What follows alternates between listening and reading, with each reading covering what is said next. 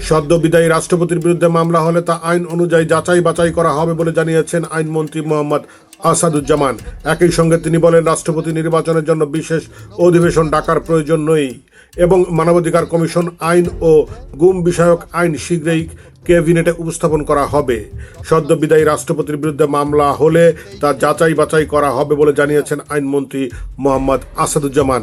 শনিবার সকালে রাজধানীর সিরডাপ মিলনায়তনে এক অনুষ্ঠান শেষে সাংবাদিকদের প্রশ্নের জবাবে একথা বলেন মন্ত্রী। আইনমন্ত্রী বলেন, সদ্য বিজয়ী রাষ্ট্রপতির বিরুদ্ধে মামলা হলে তা অবশ্যই যাচাই বাছাই হবে। মানে ভালো, দামে সস্তা। আজই কিনুন জাদু ডিটারজেন্ট পাউডার। আপনার কাপড় হবে ঝকঝকে পরিষ্কার। এমকে ইন্টারন্যাশনাল কোম্পানি। এর আগে তার বিরুদ্ধে যেসব অভিযোগ উঠেছিল সেগুলোর উদ্দেশ্য খতিয়ে দেখা হবে। রাষ্ট্রপতি নির্বাচন প্রসঙ্গে মন্ত্রী বলেন, রাষ্ট্রপতি নির্বাচনের জন্য 24 অক্টোবর পর্যন্ত সময় রয়েছে, তাই সংসদের বিশেষ অধিবেশন ডাকার প্রয়োজন হবে না।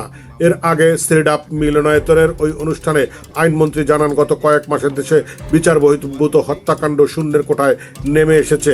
মানবাধিকার কমিশন আইন ও গুম সংক্রান্ত আইন পরবর্তী ক্যাবিনেটে বৈঠকে পাশ করা হবে বলেও জানান তিনি।